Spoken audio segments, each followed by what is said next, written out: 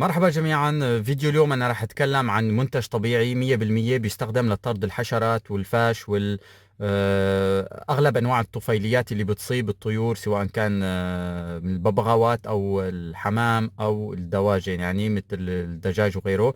هذا المنتج طبيعي 100%.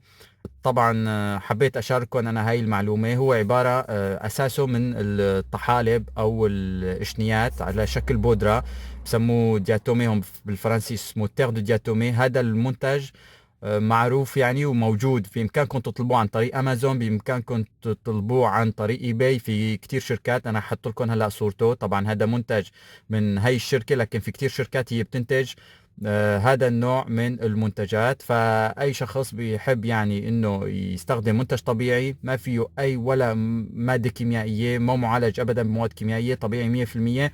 ممكن ترشوه أنتم بأرضية السلاكة إذا كانت سلاكة الإنتاج خارجية، وممكن ترشوه بأرضية البياضة وتحطوه بعدين فوقها، أو تخلطوه أنتم مع النشارة.